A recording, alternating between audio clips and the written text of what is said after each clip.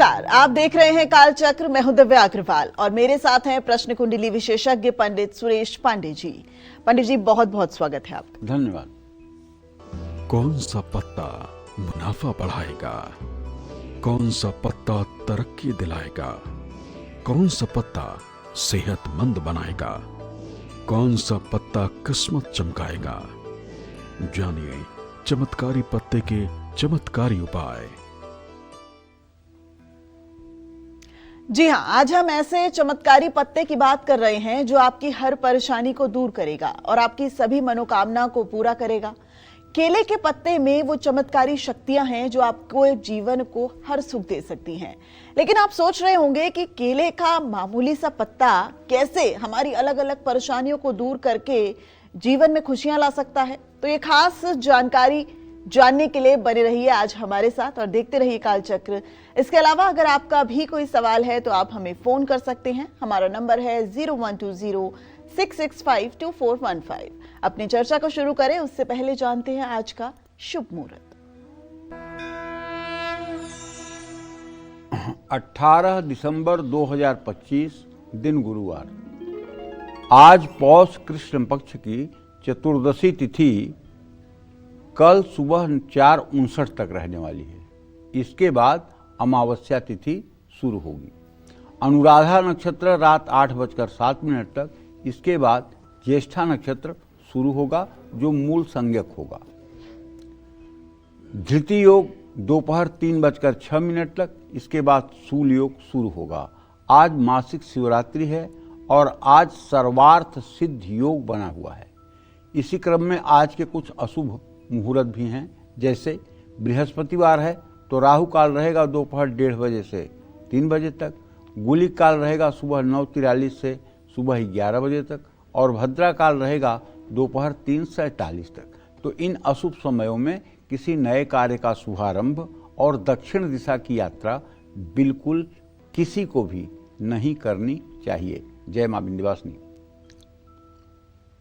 अगर आपको ऐसा लगता है कि किसी की बुरी नजर आपके घर पर है, विरोधी आपको परेशान कर रहे हैं, जिस वजह से आपको और आपके परिवार को ढेरों मुश्किलों का सामना करना पड़ रहा है, तो ऐसे में केले के पत्ते से जुड़ा कौन सा उपाय करें, आइए जानते हैं पंडित जी से।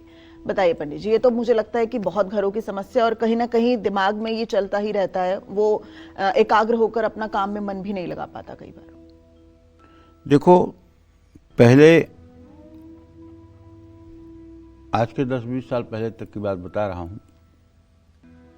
प्रायः घरों में और कोई पूजा अनुष्ठान हो या न हो, सत्यनारायण भगवान की पूजा प्रायः घरों में होती थी।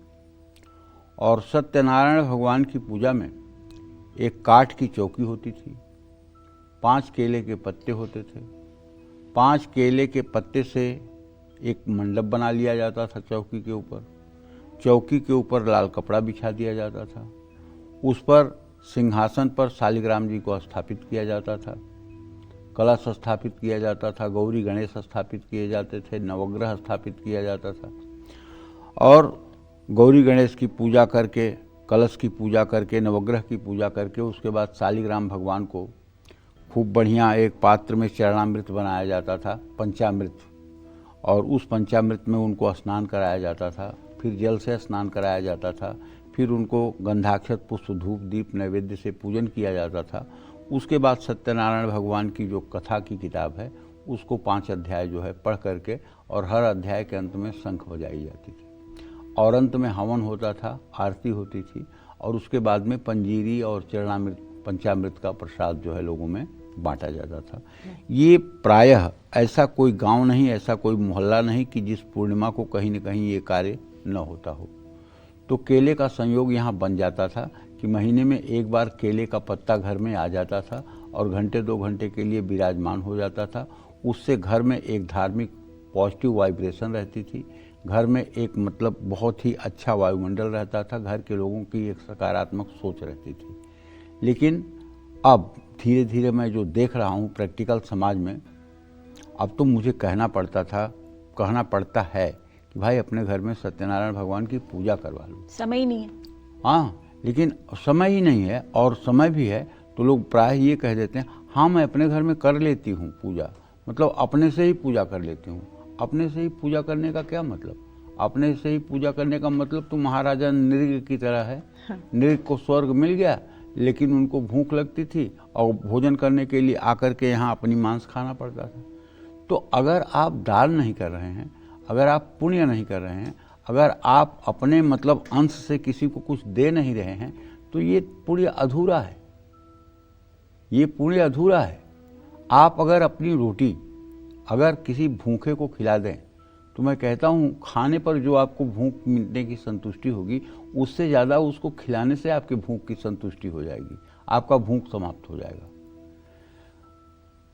परोपकार करके देखिए, और परोपकार करके और परोपकार का झंडा मत गाड़िए, उसका प्रचार मत करिए, और फिर देखिए कैसी सुखानुभूति आपके अंदर मन में होती है, कितना रिलैक्स होता है आपका मन। आप बांटिए मत उसको कि मैंने 500 रुपया आज किसी को दवाई खरीदने के लिए दे दिया, 200 रुपया किसी अपाहिज को दे दिया, एक छोटी लड़की को 100 रुपया खाने के लिए। बांटिए मत। अगर आप बांटिए नहीं, तब उसका आनंद देखिए कैसे हिलोरे मारता है, और कैसे आपकी पॉजिटिविटी होती है, कैसे आपका ब्लड प्रेशर ठीक हो जाता है, कैसे आपकी एसिडिटी ठीक हो जाती है। 20 रोग ऐसे हैं जो परोपकार और पुण्य करने से अपने आप ठीक हो जाते हैं। और ख़ास करके जितने मानसिक रोग हैं, चाहे वो एंजाइटी का रोग हो, डिप्रेशन का रोग हो, ये परोपकार करने के बाद अपने आप ठीक हो जाते हैं, अपने आप ठीक हो जाते हैं, इसमें कोई संदेह नहीं है। तो केले का पत्ता, तो केले को भी देववृक्ष माना गया है। भगवान श्री हरि विष्णु का प्रतिनिधित्व करता है ये पृथ्वी पर। और केले के पेड़ की पूजा करके बृहस्पतिवार को महिलाएं पुरुष ये मानते हैं कि हमने भगवान विष्णु की ही पूजा की है। यानी ये शुभ माना जाता है, शांति देता है केले का पत्ता जो है। हाँ, शुभकारक है, शांतिकारक है, शुभकारक है, शांतिकारक है, इसमें कोई दो राय नहीं। लेकिन घर के बहुत सन्निकट लगाने को वास्तु दोष माना गया है। घर में अगर लगाना हो तो इसे आप गमले में लगा सकते हैं, और जब आपके ऊंचाई के बराबर हो जाए तो इसे किसी धर्म स्थान में स्थानांतरित कर देना चाहिए। छोटा पौधा ही केले का घर में लगा करके, घर के बालकनी में लगा करके उसकी आप पूजा कर सकते हैं। लेकिन जमीन में केले को लगाना, घर के सन्निकट केले को लगाना, ये गलत है, ये वास्तु दोष है। ठीक है। तो कहने का मतलब कि अगर आपको भी दुश्मन बहुत परेशान कर रहे हैं, या किसी की बुरी नज़र आपके घर पर है, आपके शरीर में नकारात्मक ऊर्जा बहुत ज़्यादा है, सेहत आए दिन खराब रहती है और हर कार्य में रुकावट आ रही है, तो शनिवार को लाल चंदन, केसर, हल्दी और शहद, इनका घोल बनाकर केले के पत्ते पर, किताब में देख लीजिएगा, मंत्र सागर किताब है, उसमें भैरव यंत्र लिखा हुआ है, भैरव यंत्र बना करके उसकी पूजा करिए। और भैरव मंदिर में बैठकर बटुक भैरव स्त्रोत का पाठ करिए। क्या है बटुक भैरव स्त्रोत? ओम कर कलित कपाल कुंडली दंड पाणी तरुण तिमिर नील ब्याल यज्ञोपवीति कृत्समय परयाद विघ्न विक्षेद हे तुम जयत बटुकनाथ सिद्धिदः साधका नाम। ये भैरव जी जो है भगवती दुर्गा के प्रमुख द्वारपाल हैं। ये जिस द्वार पर रहते हैं उसके अंदर प्रवेश करने के बाद सीधे जगत जननी जगदम्बा आदिशक्ति का दर्शन होता है। तो भैरव जी क्या हैं? प्रमुख द्वारपाल हैं। अब देखिए, मैंने कहा, चिंतन किया तो मेरे रोम रोम खड़े हो गए। मतलब अगर आपको माता से मिलना है तो बिना भैरव की आज्ञा से ये कार्य पूर्ण नहीं हो सकता। भैरव की आज्ञा होनी चाहिए माता से मिलने के लिए। जैसे किसी बड़े अधिकारी से आप मिलने जा रहे हैं तो उनका अटेंडेंट बाहर रहेगा, उसको आप इग्नोर करके अगर जाएंगे तो न मिलने वाला आपको अच्छा मानेगा और न अटेंडेंट आपको अच्छा मानेगा। लेकिन अगर आप सिस्टम से जाएंगे तो सब कोई अच्छा मानेंगे। तो उसी तरह से माता के किसी भी मंदिर में अगर आप जा रहे हैं तो भैरव की आज्ञा होनी चाहिए, क्योंकि भैरव माता के प्रमुख द्वारपाल हैं। और वो भी कौन? बटुक भैरव। बटुक भैरव कैसे हैं? इनकी उम्र हर समय 12 साल की रहती है। इनका गौर वर्ण है, गोला चेहरा है, घुंघराले बाल हैं, ये बाघंबर पहनते हैं, गले में इनके नागों की माला होती है, दाहिने हाथ में इनके सोने का इनके बराबर का त्रिशूल होता है, और इनके दाहिने हाथ में काला कुत्ता होता है, बाएं हाथ में सफ़ेद कुत्ता होता है, 2 कुत्ते हर समय इनके साथ रहते हैं और ये भय को नष्ट करने वाले हैं, इसीलिए इनको भैरव कहा जाता है। और इस, जैसे मैंने बताया, इस मुद्रा में जो भी व्यक्ति इनका ध्यान करता है और इनसे अपने सुरक्षा की बात करता है, तो उसके ऊपर अगर भूत प्रेत तंत्र मंत्र जादू टोने टोटके का प्रभाव है, तो मैं दावे के साथ कह सकता हूँ, अगर इस स्वरूप का ध्यान करते हुए और ओम बंग बटुकाय नमः मंत्र नोट कर लीजिए, ओम बंग बटुकाय नमः। और एक ये तो छोटा मंत्र है, बड़ा वाला मंत्र आपको बता रहा हूँ, गूगल पे भी आपको मिल जाएगा। ओम ह्रीं बटुकाय आपदुद्धारणाय कुरकुर बटुकाय ह्रीं ओम। ये दोनों मंत्रों में से कोई मंत्र देखो जितना छोटा होता है उतना प्रभावशाली होता है। तो मंत्र ओम बंग बटुकाय नमः बहुत छोटा है, इसमें बंग जो है बटुक भैरव का बीज मंत्र है। अगर इस मंत्र का 108 बार सुबह शाम आप जप करते रहें और जैसे मैंने कहा ऐसे बटुक भैरव का ध्यान करें, उनके चरणों पर हाथ रख करके आप अपनी परेशानी के बारे में कहें, उनके श्री चरणों में आप कमल का फूल चढ़ा करके मानसिक रूप से आप अपने परेशानी को कहें। ज्यों ही उनका हाथ ऊपर उठेगा आपकी तरफ, त्यों ही आपके परेशानी का निराकरण हो जाएगा। और अगर ये पूजा लगातार आप 2-4 महीने करेंगी तो हाथ उठने लगेगा, इसमें कोई दो राय नहीं है। तुरंत पहले दिन, दूसरे दिन, 10 दिन में ऐसा कुछ नहीं होने वाला है। एक पहले आपका ध्यान बनना चाहिए, ध्यान बनने के बाद आपकी निष्ठा प्रबल होनी चाहिए। जब आपकी निष्ठा प्रबल हो जाएगी, अब आंख बंद करते ही बटुक भैरव का स्वरूप आपके सामने आ जाएगा, तब आप मान लीजिएगा। और हाँ, ये बात सत्य है, ये कोई अंधविश्वास या रूढ़वादिता नहीं है कि नज़र का दोष, हाय का दोष ये लगता है। और नज़र लगाने के लिए किसी मंत्र तंत्र करने की ज़रूरत नहीं होती है। कुछ लोगों की आंखों में इतनी निगेटिविटी होती है कि वो अगर हरे पेड़ को भी देख लें तो पेड़ सूखा हो जाता है। वो अगर अपने बच्चे को भी बिना कपड़े के देख लें तो बच्चा बीमार हो जाता है। कुछ लोगों की आंखों में ये बात होती है, कुछ लोगों के आंखों में बहुत नकारात्मकता रहती है। अगर उन्होंने आपकी तारीफ कर दी तो आप समझ लीजिए कि आज आपको शाम को बीमार होना है। कुछ लोग ऐसे हैं, अब उनके माथे पर कोई लेबल नहीं लगा हुआ है कि ये नकारात्मक ऊर्जा के हैं। इसी तरह से कुछ महिला पुरुषों के जीभ पे काले तिल के निशान होते हैं। ये जो अशुभ बोल देते हैं, उनकी बातें एकदम अकाट्य और ब्रह्म सत्य हो जाती हैं। जिनके जीभ पे काले तिल का निशान है, उनकी बुरी बातें 100% सही हो जाती हैं। अच्छी बातें जो बोलेंगे वो नहीं सही होंगी। पंडित जी, ये तो हम सुनते थे, लेकिन आज आपके मुख से ये बात सुन रहे हैं, इसका मतलब ऐसा है। तो फिर कैसे बचे ऐसे तो लोगों इसको कहा जाता है काली जबान। नारायण ही बचाएं बेटा, और कैसे बचेंगे। जड़ चेतन गुण दोष में विश्व कीन्ह करतार, संत हस हंस पय गुण गहे परिहरि बार विकार। जड़ चेतन को गुण और दोष युक्त ये करतार ने बनाया है, ईश्वर ने बनाया है।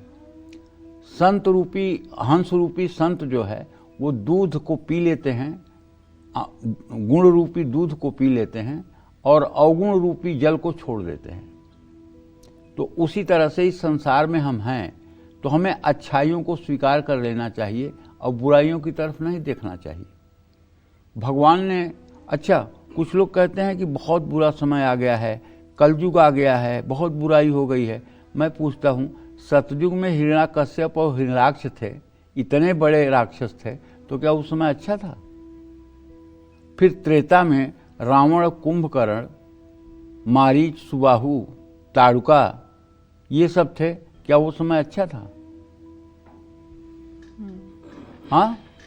और उसके बाद द्वापर में शिशुपाल, दंतवक्त्र जैसे राक्षस थे, तो क्या वो समय अच्छा था?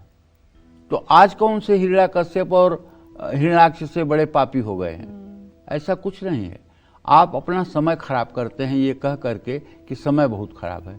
अगर आप 5 बार कह रहे हैं अरे समय बहुत खराब है, अरे माहौल बहुत खराब है, समय बहुत खराब है, 5 बार कह के आप अपना समय नष्ट कर रहे हैं। 5 बार आप राम राम कह दीजिए ना, समय खराब है तो खराब रहने दीजिए। जाकी रही भावना जैसी, हरि मूरत देखी तिन तैसी।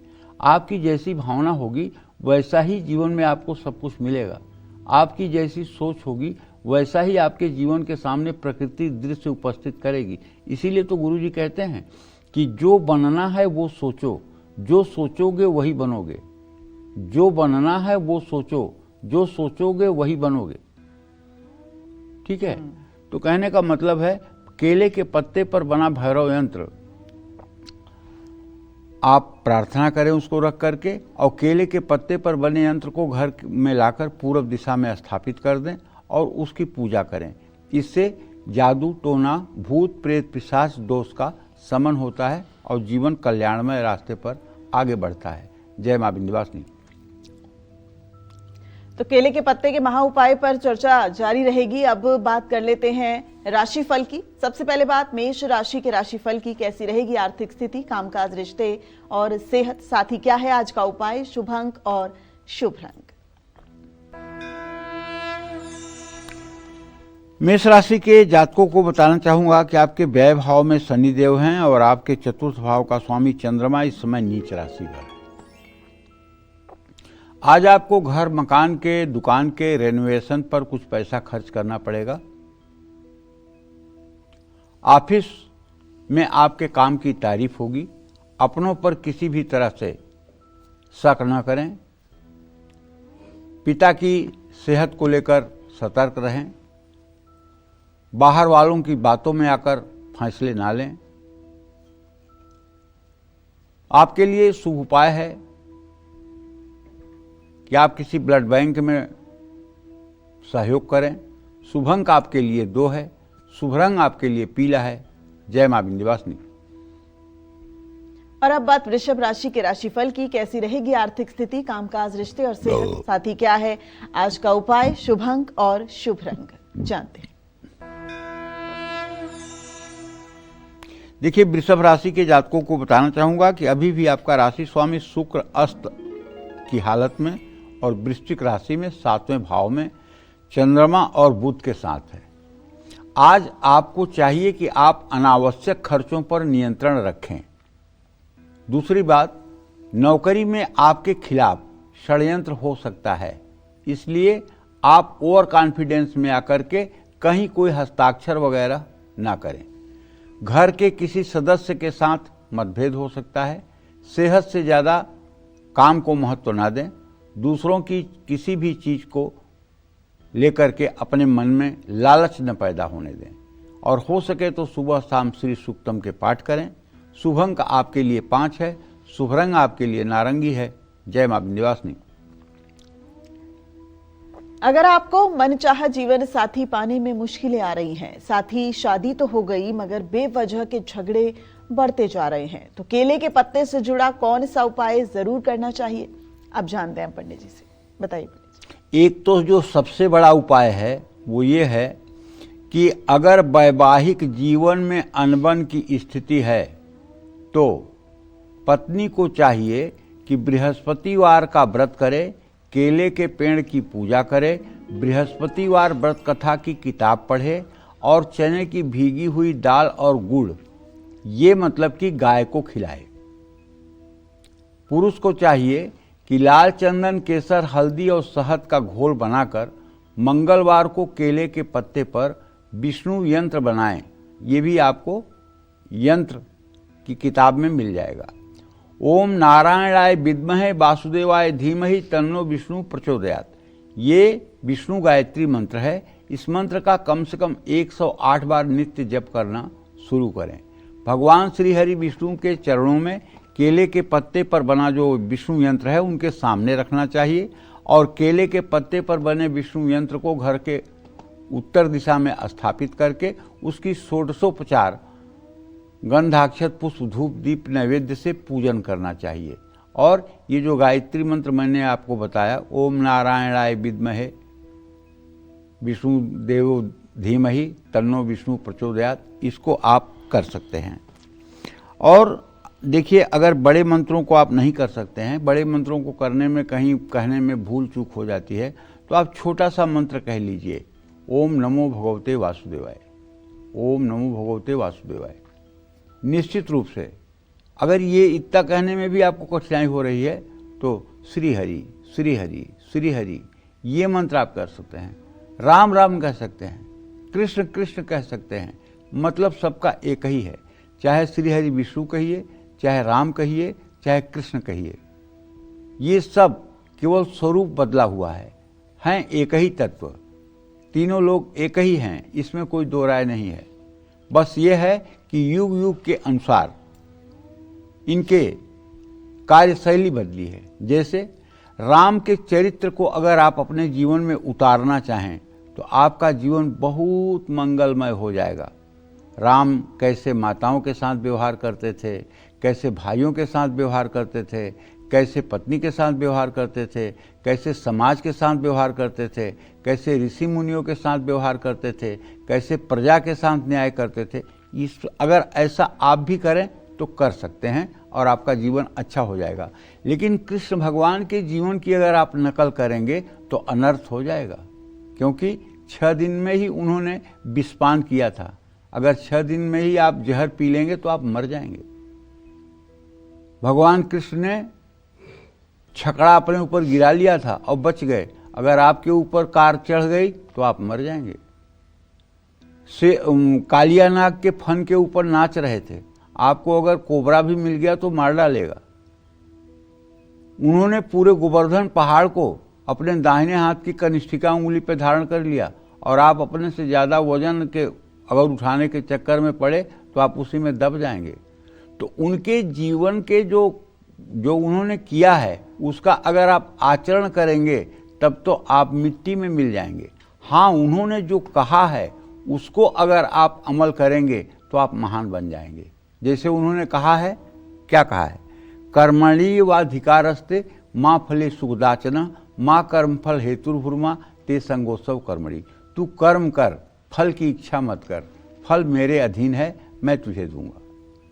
वो कहते हैं अनन्यांश चिंतयन्तो माँ ये जना परिउपास्ते तेसा नित्याभियुक्ता नाम योगक्षेम वहां में हम।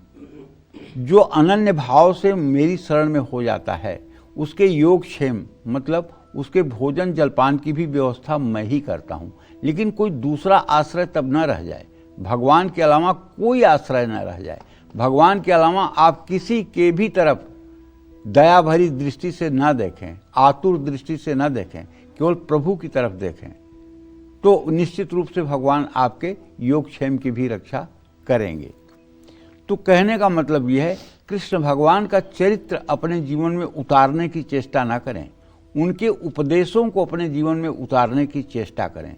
और राम जी के चरित्र को भी अगर आप अपने जीवन में उतार रहे हैं तो कहीं कुछ भी अनर्थ नहीं होगा। जय मां विंध्यवासिनी। तो केले का पत्ता कैसे आपको तरक्की दिलाएगा, कैसे आपको धनवान बनाएगा, कैसे आपकी बिक्री बढ़ाएगा, ये सब चर्चा करेंगे आने वाले समय में। लेकिन उससे पहले बात करते हैं मिथुन राशि के राशिफल की। मिथुन राशि के जातकों को बताना चाहूंगा कि देखिए, आपका राशि स्वामी बुध इस समय आपके राशि से 6ठे भाव में शुक्र चंद्रमा के साथ है। चंद्रमा नीच राशि में है। कहने का आशय यह है कि धन की आवाजाही सामान्य रहेगी, न आप बहुत संतुष्ट हो पाएंगे न बहुत असंतुष्ट रहेंगे। लेकिन आज जल्दबाजी में गलत फैसले होने की संभावना बनी हुई है। पिता की सेहत का ध्यान रखें, थकान लग रही है तो आराम करें, गलत संगत से बचें, हरे मूंग का दान करें। शुभ अंक आपके लिए 6 है, शुभ रंग आपके लिए आसमानी है। जय मां विंध्यवासिनी। और अब जल्दी से बात कर्क राशि के राशिफल की, कैसा रहेगा उनका आज का पूरा दिन, आइए जानते हैं।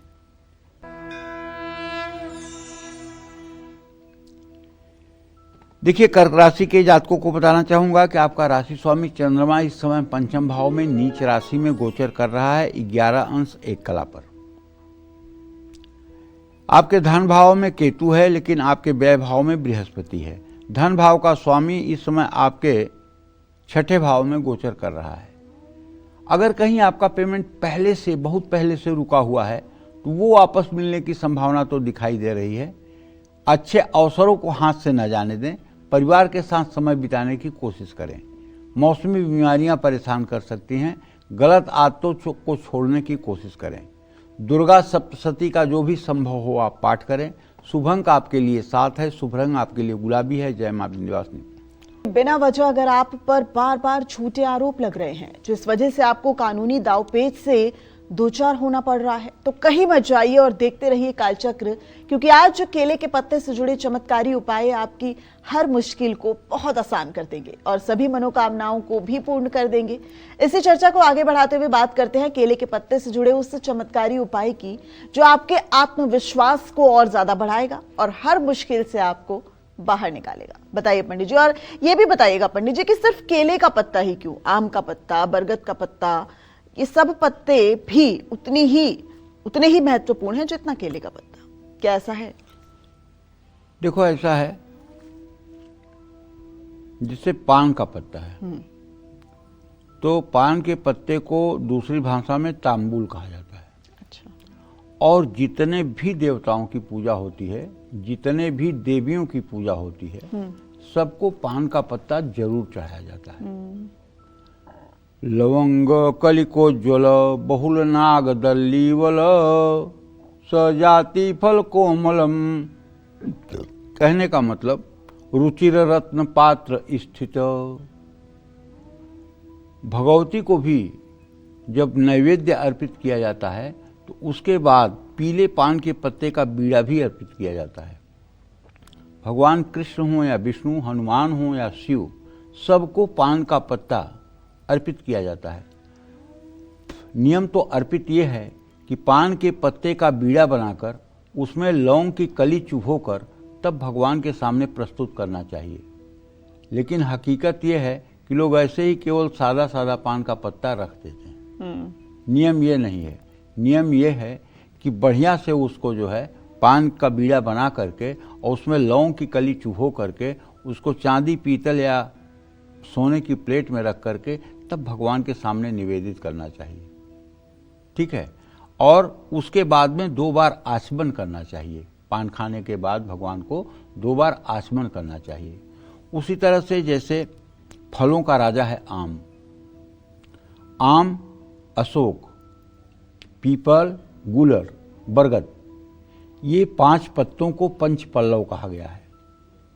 और ये 5 पत्ते जहाँ एक साथ सामूहिक रूप से विद्यमान होते हैं वहाँ किसी प्रकार की नकारात्मक ऊर्जा नहीं प्रवेश करती है।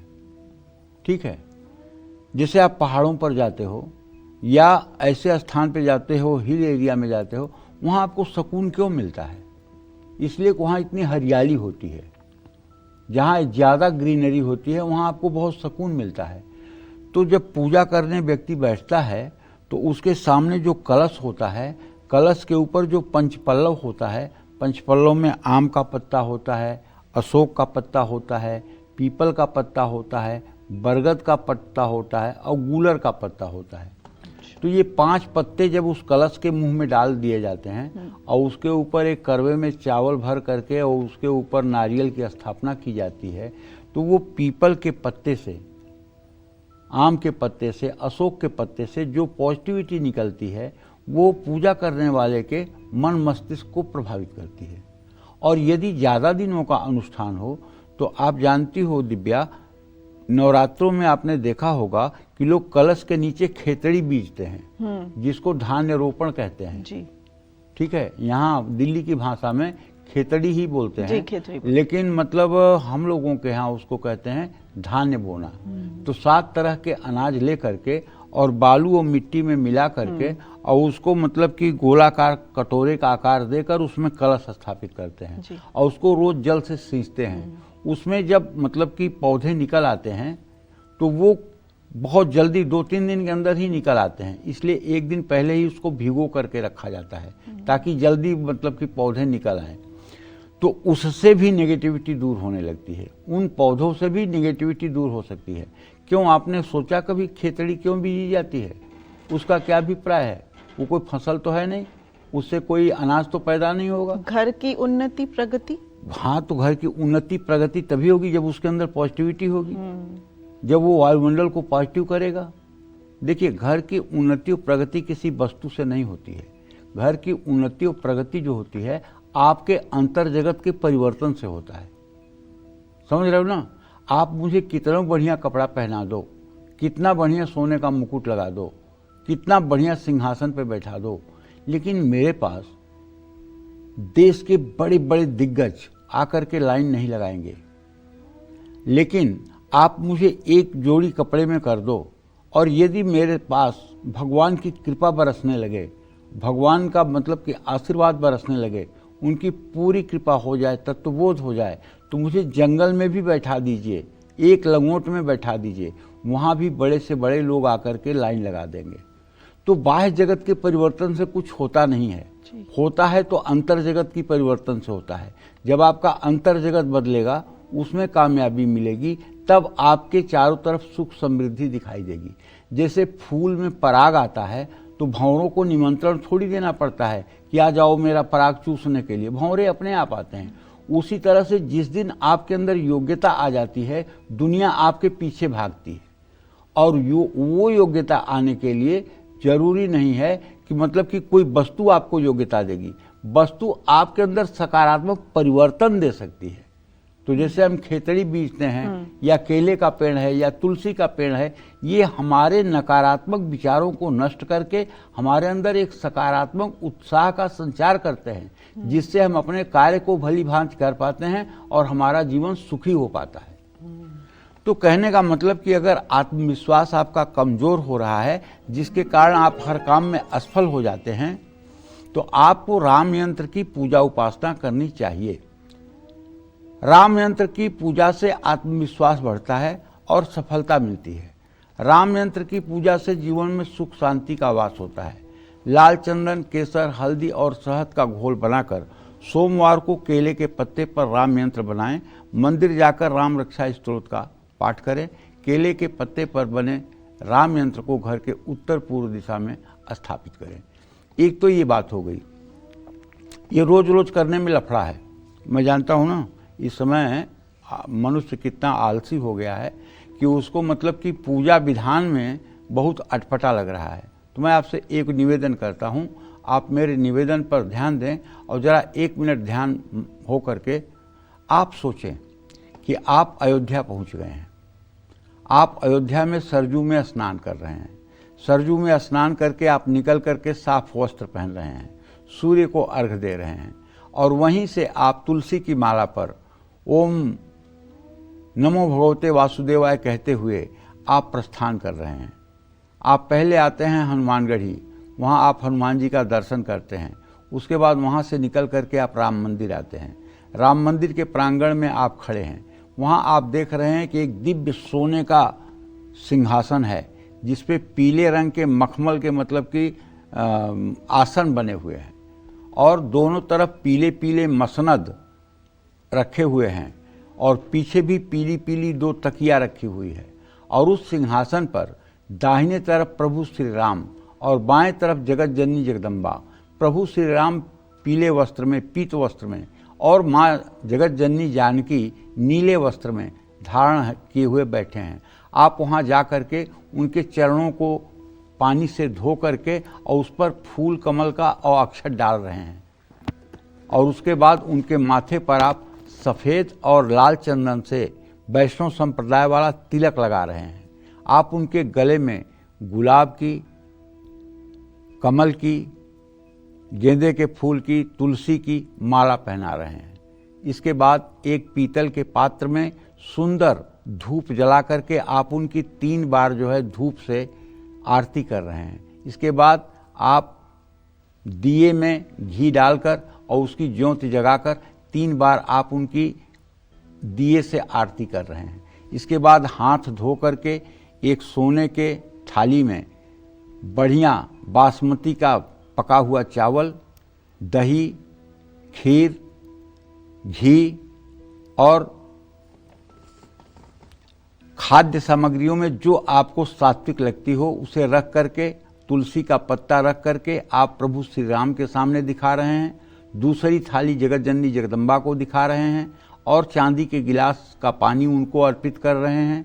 इसी तरह से आप काले और सफ़ेद अंगूर थाली में रखकर उस पर तुलसी का पत्ता रख करके प्रभु श्री राम को, जगत जननी जगदम्बा को अर्पित कर रहे हैं। और इसके बाद एक प्लेट में 2 पान के पत्ते, 2 गिलास में पानी लेकर 1 पान का पत्ता श्री राम को, 1 पान का पत्ता जगत जननी जगदम्बा माँ सीता को अर्पित कर रहे हैं, पानी की गिलास अर्पित कर रहे हैं। और उसके बाद ये करने के बाद आप एक बढ़िया पीतल का ऐसा दिया जिसमें 5 दिए की बत्ती बनी हो, उसे जला करके आप प्रभु श्री राम और जगत जननी जगदम्बा माँ सीता की 7 बार आरती कर रहे हैं। आरती करने के बाद आरती भगवान की तरफ करके फिर अपने भी देख रहे हैं और उसके बाद हाथ धोकर हाथ में कमल का फूल पूरे अंजलि में लेकर प्रभु श्री राम के चरणों पर रख करके अपना माथा उनके श्री चरणों पर नीले नीले वर्ण के जो उनके कमल पान के पत्ते के रंग के जो उनके चरण हैं उस पर आप अपना सर रख रहे हैं और गौर वर्णिया एकदम श्वेत गौर परिधान में माता जगत जननी जगदम्बा सीता के चरणों में कमल का फूल रख करके आप साष्टांग प्रणाम कर रहे हैं। अगर ये भाव आप रोज बनाना शुरू कर दीजिए सुबह शाम, तो मैं दावे के साथ कहता हूँ दुनिया का कोई उपाय मत करिए, दुनिया का कोई उपाय मत करिए। साल 2 साल में ऐसा दिन आएगा जब आपके अंदर सारे अच्छे सात्विक गुण अपने आप विकसित हो जाएंगे। आप मेरी बात मान लीजिए।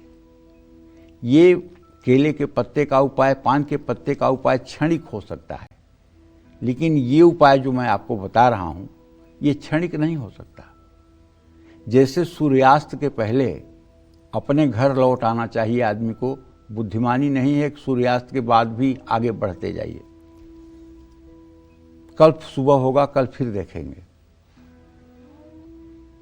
माने जीवन अगर इस मोड़ पर आ गया है, कभी भी जीवन को कुछ हो सकता है, तो आदमी को भगवान की तरफ मुड़ना चाहिए। फिर अगले जन्म में जो काम बाकी है उसको देख लेंगे।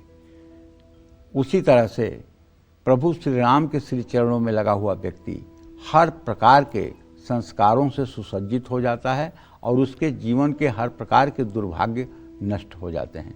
केवल एक बार राम नाम लेने से अगर जीवन बदल सकता है, तो अगर राम की आप छवि अपने मन में धारण कर रहे हैं तो उससे क्या असंभव है। तुलसी मेरे राम को रीझ भजो या खींच, उल्टे सुलटे नीप जाए, खेत पड़े जो बीज। तुलसीदास जी कहते हैं मेरे राम को रीझ करके माने खुश होकर के, खींच करके माने क्रोध में, चाहे जैसे भजो। जैसे बीज उल्टा सीधा चाहे जैसे खेत में पड़ जाए वो जम जाता है, उग जाता है। उसी तरह से ये आपके शरीर रूपी खेत में राम नाम रूपी बीज जब पड़ेगा तो ये अंकुरित होगा। बशर्ते उस अंकुरण को बचाने के लिए श्रद्धा और विश्वास के जल से आपको सींचना पड़ेगा और सात्विक विचारों का मजबूत थाला लगा करके उसकी रक्षा करनी पड़ेगी। नहीं तो प्रभु की माया की जो बकरी है वो आकर के आपके उस फसल को चर जाएगी। थोड़ी सी भी साधना होगी तो माया की बकरी आपको चर लेगी और आप माया मोह में आसक्त होकर के प्रभु से विमुख हो जाएंगे।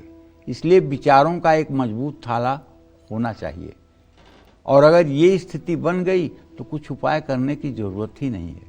जा पर कृपा राम कर होई, ता पर कृपा करई सब कोई। जब राम ही मेहरबान हो जाएंगे तो फिर चिंता किस बात की। प्रभु की चाह में अपनी चाह मिला दो, इसी को भक्ति कहते हैं। रोना और गाना जब एक साथ हो जाए तो इसी को भक्ति कहते हैं। कोई रोने वाला व्यक्ति गाना नहीं गा सकता और कोई गाने वाला व्यक्ति रो नहीं सकता, लेकिन अगर आंखों से अश्रुपात होता रहे और मुंह से गाना चलता रहे, पक्का है कि वो व्यक्ति भगवान का हो चुका है। जय मां विंध्यवासिनी। तो यकीनन आज मुझे और हमारे लाखों दर्शकों को जो इस वक्त कालचक्र देख रहे हैं, हजारों किलोमीटर दूरी पर, बेशक अयोध्या का राम मंदिर हो या हनुमानगढ़ी, इतने सुंदर वृतांत के बाद वो दर्शन हो गए और अलौकिक उनकी जो तस्वीर है वो भी हमारे सामने आ गई। बहुत शुक्रिया पंडित जी। आगे बढ़ते हैं, राशिफल की बात करते हैं, सिंह राशि के राशिफल की बात करते हैं। कैसा रहेगा सिंह राशि के जातकों का आज का पूरा दिन, आइए जानते हैं। देखिए, आपका राशि स्वामी सूर्य है जो इस समय पंचम भाव में धनु राशि में गोचर कर रहा है। आपके धन भाव का स्वामी बुध इस समय सुख भाव में है।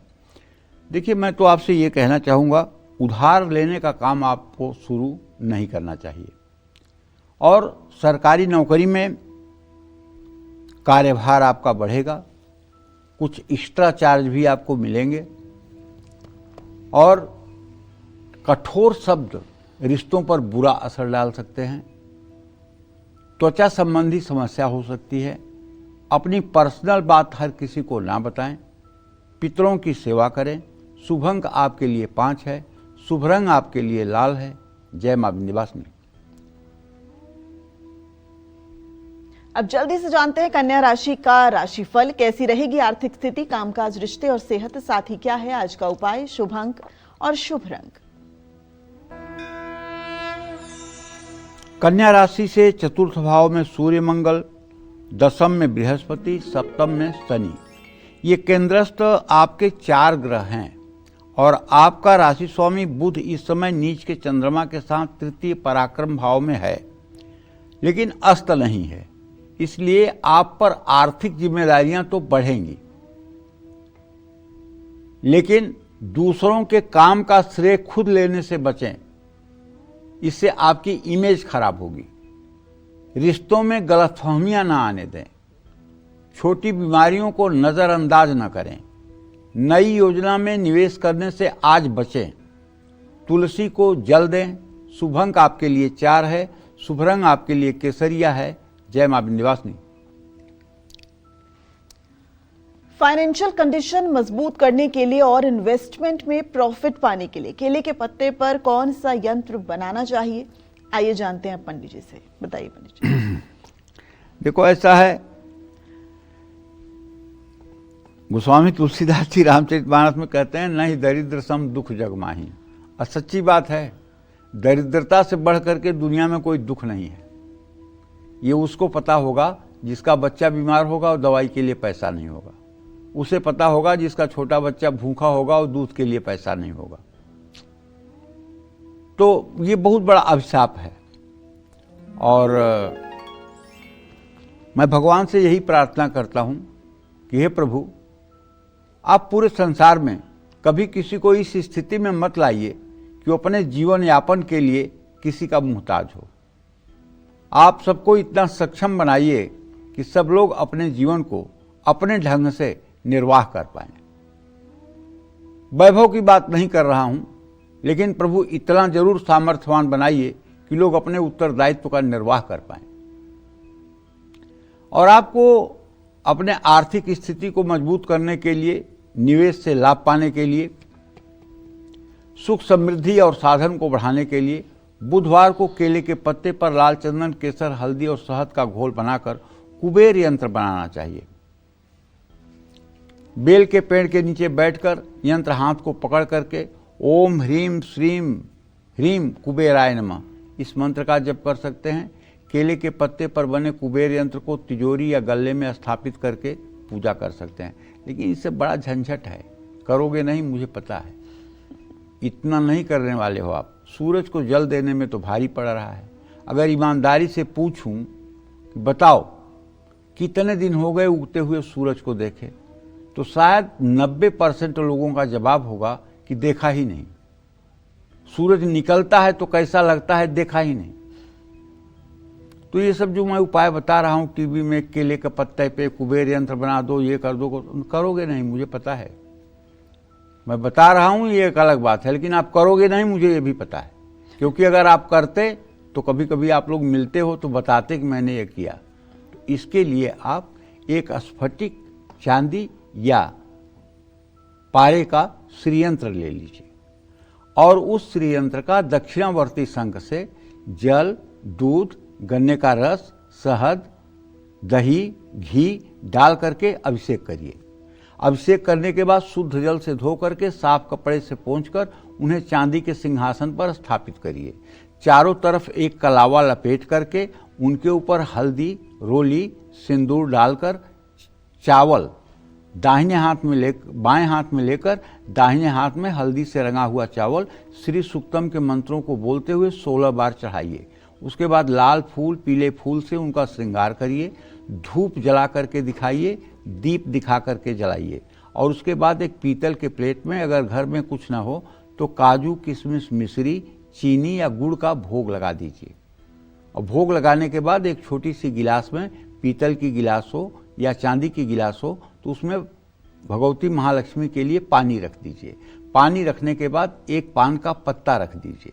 पान का पत्ता रखने के बाद कपूर से आरती कर दीजिए और श्री सूक्तम के मंत्रों को बोलते रहिए।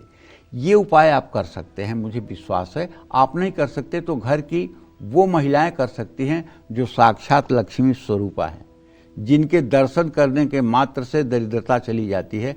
ऐसे लक्ष्मी नारियों को शतकोटि प्रणाम करता हूँ, क्योंकि वो घर में हैं तभी घर की सुख समृद्धि है, वो घर में हैं तभी घर में हंसी खुशी है। वो जिस दिन घर में दुखी हो जाएंगी उस दिन घर होते हुए भी जंगल और वीरान हो जाएगा। वो कर सकती हैं, क्योंकि पुरुष अगर कर्म कर सकता है तो नारियां धर्म कर सकती हैं, और उन्हीं के धर्म के प्रभाव से शायद ये पृथ्वी चल भी रही है। अभी कुछ ऐसी हैं जिनके जप तप के प्रभाव से ये संसार चल रहा है। बुरे लोग कब नहीं थे? बुरे लोग सतयुग में भी थे, त्रेता में भी थे, द्वापर में भी थे, तो कलयुग में रहेंगे। अगर हिरण्याकश्यप पैदा हो सकता है, हिरण्याक्ष पैदा हो सकता है सतयुग में, द्वापर में अगर शिशुपाल और दंतवक्त्र पैदा हो सकते हैं, त्रेता में रावण कुंभकर्ण पैदा हो सकते हैं, मैं आपसे पूछता हूं कलयुग में ध्रुव और प्रहलाद क्यों नहीं पैदा हो सकते हैं? ध्रुव और प्रहलाद क्यों नहीं पैदा हो सकते हैं? ध्रुव जैसा धार्मिक, प्रहलाद जैसा धार्मिक क्यों नहीं पैदा हो सकते हैं? पैदा हो सकते हैं। इसलिए हमें साधना करनी चाहिए। जय मां विंध्यवासिनी। और अब बात तुला राशि के राशिफल की कर लेते हैं, आइए जानते हैं। तुला राशि के जातकों को बताना चाहूंगा कि आपका राशि स्वामी शुक्र इस समय अस्त हुआ द्वितीय भाव में पड़ा हुआ है। भाई, पैसे के मामले में जल्दी किसी अननोन व्यक्ति के ऊपर अगर आप भरोसा करेंगे तो आपके साथ धोखा हो सकता है। महत्वपूर्ण कोई प्रोजेक्ट है तो उसमें आपको पूरे मनोयोग के साथ आगे बढ़ना चाहिए। धैर्य रखिए, बिगड़े रिश्तों में सुधार होगा। सेहत को लेकर लापरवाही से बचें। जल्दबाजी में कोई प्रॉपर्टी न खरीदे। दुर्गा चालीसा पढ़ें। शुभ अंक आपके लिए 9 है। शुभ रंग आपके लिए सफेद है। जय मां विंध्यवासिनी। चलिए अब जल्दी से बात करते हैं धनु राशि की। क्या कहता है धनु राशि का राशिफल, कैसा रहेगा आज का पूरा दिन, आइए जानते हैं। भाई देखो, अगर आपकी धनु राशि है तो आप ये जान लीजिए कि आपके राशि में अब सूर्य देव पधार चुके हैं मंगल के साथ, और आपका राशि स्वामी सप्तम भाव में बैठा हुआ है। यद्यप ग्रह स्थिति अच्छी है, लेकिन मंगल के अस्त होने के कारण आपके अचानक होने वाले खर्चे आपके बजट का संतुलन बिगाड़ सकते हैं। ऑफिस में नई जिम्मेदारियां मिल सकती हैं, उसे स्वीकार करिएगा। और प्यार के मामले में या विवाह शादी के मामले में बहुत हड़बड़ी मत दिखाइएगा। मानसिक रूप से आज आपको थकान महसूस होगी। नकारात्मक विचार वाले लोगों से जरा दूरी बना के रहिए, और हो सके तो वेद पाठी ब्राह्मणों को भोजन कराइए। शुभ अंक आपके लिए 6 है। शुभ रंग आपके लिए हरा है। जय मां विंध्यवासिनी। और अब बात मकर राशि के राशिफल की करते हैं।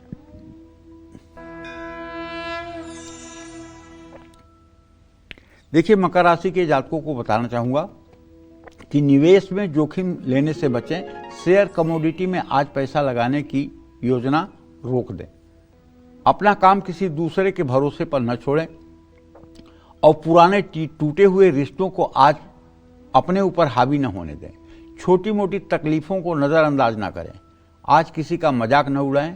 मजदूरों को भोजन कराएं। शुभ अंक आपके लिए 7 है। शुभ रंग आपके लिए आसमानी है। जय मां विंध्यवासिनी। और अब बात कुंभ राशि के राशिफल की करते हैं। कुंभ राशि के जातकों के लिए आज का पूरा दिन कैसा होगा, आज उनका भाग्य कितना मजबूत होगा, आइए जानते हैं। देखिए, कुंभ राशि में राहु की स्थिति है, तो निश्चित रूप से अगर आप विवेक से काम नहीं करेंगे तो व्यवसाय में आपको नुकसान हो सकता है। आलस्य छोड़ दीजिए, वरना काम बुरे फंस जाएंगे। नए रिश्ते तो बन सकते हैं और विवाह का योग भी बन रहा है। महिलाएं अपने स्वास्थ्य का ध्यान रखें। उधार का लेन देन बिल्कुल न करें। जरूरतमंद लोगों को दवाएं दें। शुभ अंक आपके लिए 4 है।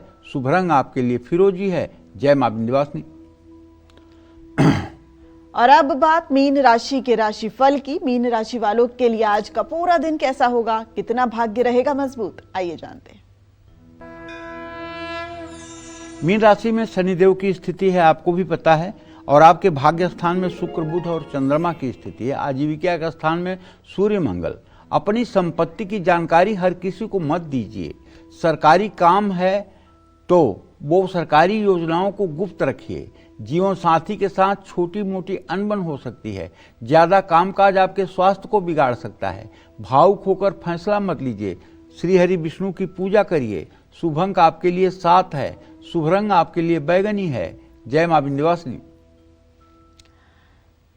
चलिए जल्दी से अपने स्पेशल सेगमेंट की शुरुआत करते हैं और अब पंडित जी से जानते हैं कि अच्छी सेहत और सुख समृद्धि पाने के लिए केले के पत्ते पर कौन सा यंत्र बनाएं। पंडित जी बताइए। देखिए, मैंने आपको एक बताया कि केले का वृक्ष जो है देव वृक्ष ही है। अगर घर में बार बार दुर्घटनाएं हो रही हैं या परिवार में कोई हमेशा बीमार रहता है तो लाल चंदन, केसर, हल्दी और शहद का घोल बनाकर शुक्रवार को केले के पत्ते पर महामृत्युंजय यंत्र बनाएं और हो सके तो महामृत्युंजय मंत्र को लिखने का प्रयास करें। शिव प्रतिमा के सामने हाथ में महामृत्युंजय यंत्र लेकर महामृत्युंजय मंत्र का जप करें। केले के पत्ते पर बने महामृत्युंजय यंत्र को घर में उत्तर दिशा में स्थापित करके नित्य पूजा करें। महामृत्युंजय यंत्र की पूजा करने से लंबी आयु, अच्छी सेहत, सुख समृद्धि और भगवान शिव की कृपा मिलती है। लेकिन अगर आप केले के पत्ते पर बनाने में असमर्थ हैं तो आप एक सुंदर सा भोजपत्र लीजिए और भोजपत्र पर लाल स्केच पेन से, क्योंकि अगर मैं ज़्यादा सामग्री बता दूंगा तो आप खरीद नहीं पाएंगे और आप भटकते रह जाएंगे, इसलिए लाल स्केच पेन तो दुकानों पे मिलती है। लाल स्केच पेन लेकर के भोजपत्र पर किसी शुभ मुहूर्त में आप महामृत्युंजय यंत्र बना लीजिए और बना करके उसे शीशे में फ्रेम करवा लीजिए और फ्रेम करवा करके उसे अपने घर के पूजा स्थान में रख लीजिए और हर रोज उसको धूप दीप दिखाइए, चंदन लगाइए और उसके सामने बैठ करके अगर आप 108 बार भी रोज महामृत्युंजय मंत्र का जप करते रहेंगे तो मैं पूरे विश्वास के साथ कह सकता हूँ आपके घर के सदस्यों का कभी दुर्घटना नहीं हो सकती है और कभी अकाल मृत्यु से किसी की मृत्यु नहीं हो सकती है। इसलिए जो यंत्र भी हम आपको केले के पत्ते पर बताए हैं, अगर आप केले के पत्ते पर न बना करके और उसे आप अगर भोजपत्र पर और लाल स्केच पेन से भी बना लें तो कोई दोष नहीं होगा। लेकिन गंधाक्षत, पुष्प, धूप, दीप, नैवेद्य से उस यंत्र की रोज पूजा करें और यंत्र को शीशे के फ्रेम में मिढ़वा लें ताकि वो गंधाक्षत, पुष्प, धूप, दीप पड़ने से यंत्र खराब न हो, शीशे से उसकी सुरक्षा होती रहे। ऐसे यंत्र अगर घर में रहेंगे तो निसंदेह सुख समृद्धि की प्राप्ति होगी। जय मां विंध्यवासिनी। तो पंडित जी, आज हमारे दर्शकों को इतनी महत्वपूर्ण जानकारी देने के लिए बहुत बहुत धन्यवाद। और मुझे लगता है आप जो ये जानकारी आपने दी, अब केलों के पत्तों की डिमांड बहुत ज्यादा बढ़ने वाली है और जिन्होंने केले के पत्तों की अहमियत अभी तक नहीं समझी वो हो सकता है फिर अब उसका पौधा भी जरूर लगवाएं। बहुत बहुत शुक्रिया आपका। उम्मीद करते हैं आपको आज का हमारा विषय बहुत पसंद आया होगा। कल फिर एक नए विषय और आपकी परेशानियों को दूर करने के लिए ढेरों उपाय लेकर आएंगे हम पंडित सुरेश पांडे जी के साथ। तब तक कालचक्र की पूरी टीम को दीजिए इजाजत। देश और दुनिया की खबरों के लिए देखते रहिए न्यूज़ 24। नमस्कार।